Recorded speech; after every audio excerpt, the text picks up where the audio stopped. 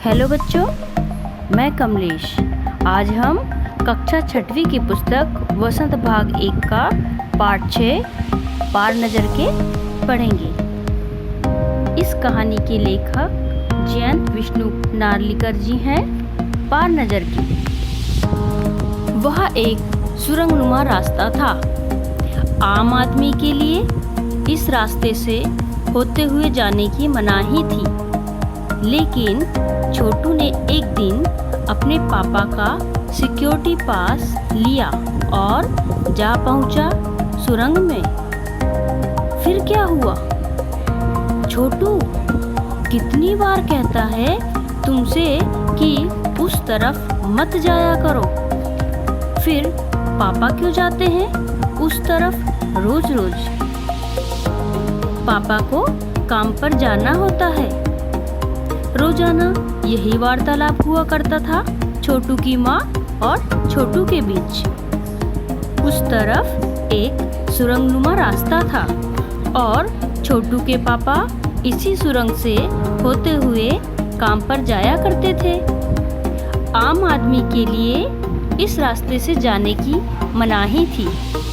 चंद चुनिंदा लोग ही इस सुरंगनुमा रास्ते का इस्तेमाल कर सकते थे और छोटू के पापा इन्हीं चुनिंदा लोगों में से एक थे। आज छुट्टी थी और छोटू के पापा घर ही पर आराम फरमा रहे थे। नज़र बचाकर चोरी छिपे छोटू ने पापा का सिक्योरिटी पास हथिया ही लिया और चल दिया सुरंग की तरफ। वैसे तो उनकी पूरी कॉलोनी ही जमीन के नीचे बसी थी। यह जो सुरंगनुमा रास्ता था, अंदर दिए जल रहे थे और प्रवेश करने से पहले एक दरवाजे का सामना करना पड़ता था। दरवाजे में एक खांचा बना हुआ था। छोटू ने खांचे में काट डाला, तुरंत दरवाजा खुल गया। छोटू ने सुरंग में प्रवेश किया। अंदर वाले खांचे में सिक्योरिटी पास आ पहुंचा था। उसे उठा लिया।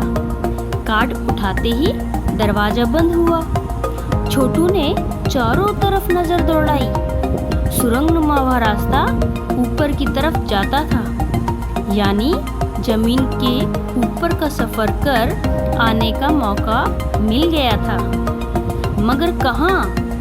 मौका हाथ लगते ही फिसल गया।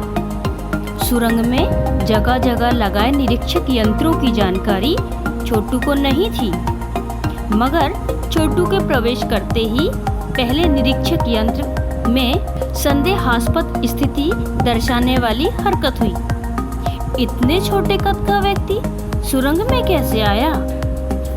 दूसरे निरीक्षक यंत्र ने तुरंत छोटू की तस्वीर खींच ली। किसी एक नियंत्रक केंद्र में इस तस्वीर की जांच की गई और खतरे की सूचना दी गई। इन सारी गतिविधियों से अनजान छोटू आगे बढ़ रहा था। तभी जाने कहां से सिपाही दौड़े चले आए। छोटू को पकड़कर वापस घर छोड़ आए। घर पर माँ छोटू का इंतजार कर रही थी। बस अब छोटू की खैरियत न थी। छोटू के पापा ना होते तो छोटू को बचाना मुश्किल था। छोड़ो भी, मैं इसे समझा दूंगा सब। फिर वह ऐसी गलती कभी नहीं करेगा। पापा ने छोटू को बचा लिया। बोले, छोटू, मैं जहाँ काम करता हूँ ना, वह क्षेत्र जमीन से ऊपर है। आम आदमी वहाँ नहीं जा सकता क्योंकि वहाँ के माहौल में जी ही नहीं सकता। तो फिर आप कैसे जाते हैं वहाँ? छोटू का सवाल लाजमी था। मैं वहाँ एक खास किस्म का स्पेस सूट पहनकर जाता हूँ। इस स्पेस सूट से मुझे ऑक्सीजन मिलता है, जिससे मैं सांस ले सकता हूँ। इसी स्पेस सूट की वजह से बाहर की ठंड से मैं अपने आप को बचा सकता हूँ। खास किस्म के जूतों की वजह से जमीन के ऊपर मेरा चलना मुश्किल होता है। जमीन के ऊपर चलने फिरने के लिए हमें एक विशेष प्रकार का प्रशिक्षण दिया जाता है। छोटू सुन रहा था। पापा आगे बताने लगे। एक समय था जब अपने मंगल ग्रह पर सभी लोग जमीन के ऊपर ही रहते थे, बगैर किसी तरह के यंत्रों की मदद के, बगैर किसी खास किस्म की पोशाक के। हमारे पुरखे जमीन के ऊपर रहा करते थे। लेकिन धीरे धीरे वातावरण में परिवर्तन आने लगा। कई तरह के जीव धरती पर रहा करते थे। एक के बाद एक सब मरने लगे। इस परिवर्तन की जड़ में था सूरज में हुआ परिवर्तन। सूरज से हमें रोशनी मिलती है, उष्णता मिलती है। इन्हीं तत्वों से जीवों का पोषण होता है। सूरज में परिवर्तन होते ही यहाँ का प्राकृतिक संतुलन बिगड़ गया। प्रकृति के बदले हुए रूप का सामना करने में यहाँ के पशु पक्षी, पेड़ पौधे, अन्य जीव अक्षम साबित हुए। केवल हमारे पूर्वजों ने इस स्थिति का सामना किया। अपने तकनीकी ज्ञान के आधार पर हमने जमीन के नीचे अपना घर बना लिया। जमीन के ऊपर लगे विभिन्न यंत्रों के सहारे हम सूर्य शक्ति, सूरज की रोशनी और गर्मी का इस्तेमाल करते आ रहे हैं। उन्हीं यंत्रों के सहारे हम जमीन के नीचे जी रहे हैं। यंत्र सुचारू रूप से चलते रहें, इसके लिए बड़ी सतर्कता बरतनी पड़ती है। मुझ जैसे कुछ चुनिंदा लोग इन्हीं यंत्रों का ध्यान रखते हैं। बड़ा हो जाऊंगा तो मैं भी यही काम करूंगा, छोटू ने अपनी मंशा जाहिर की। बिल्कुल, मगर उसके लिए खूब पढ़ना होगा। माँ और पापा की बात सुननी होगी, माँ ने कहा। दूसरे दिन छोटू के पापा काम पर चले गए।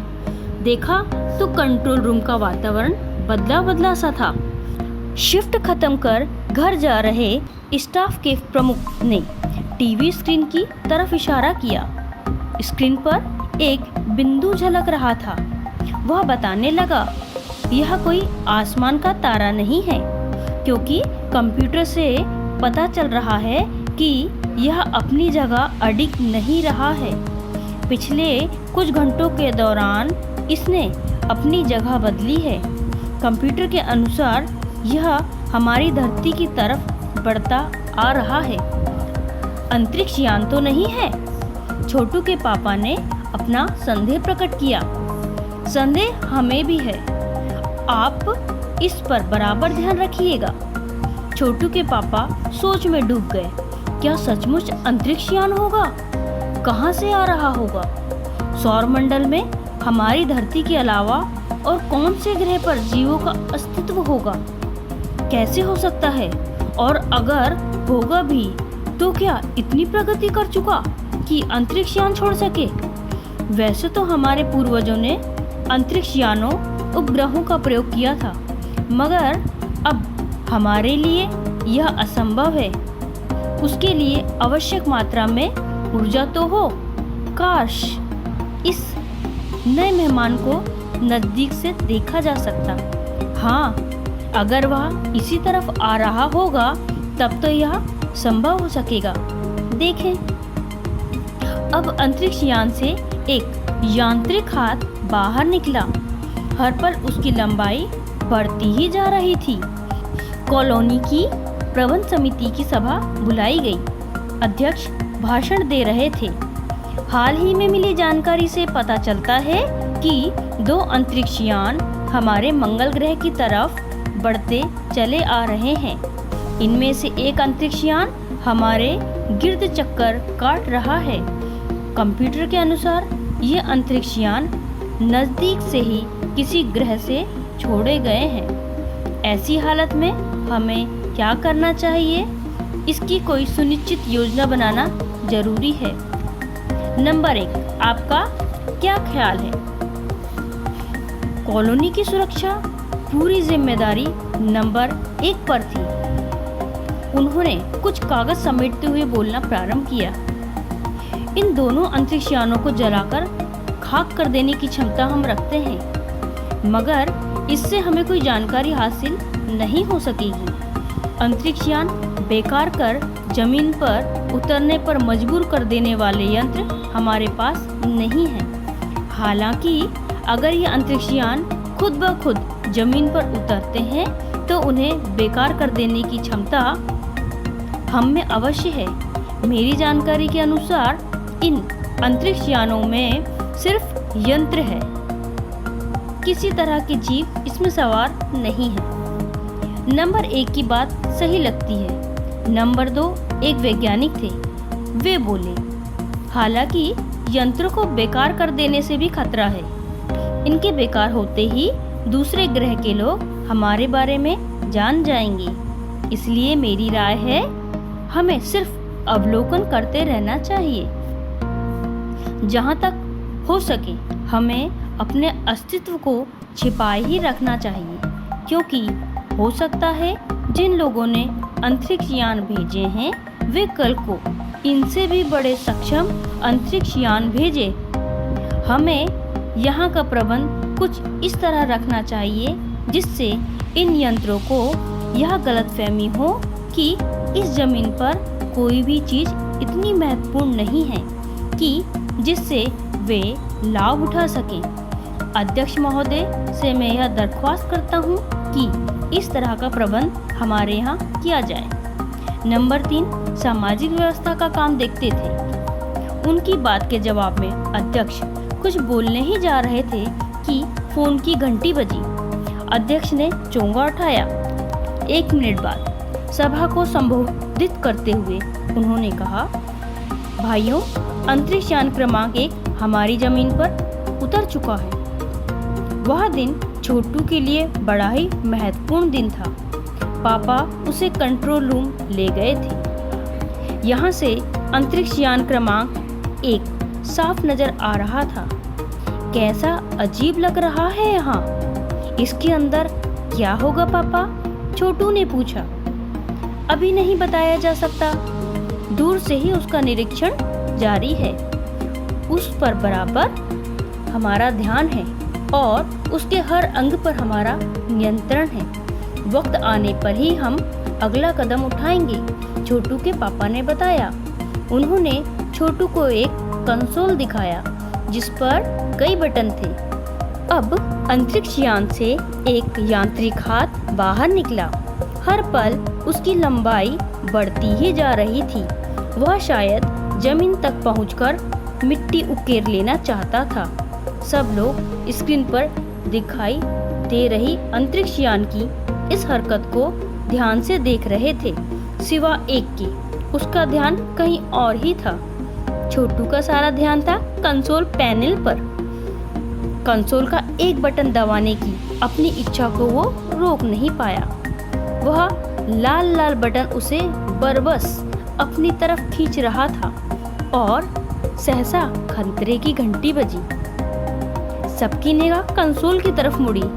पापा ने छोटू को अपनी तरफ खींचते हुए एक झापड़ रसीद कर दिया और लाल बटन को पूर्व स्थिति में ला रखा। मगर उस तरफ अब अंतरिक्ष यान की उस यांत्रिक हाथ की हरकत सहसा रुक गई थी।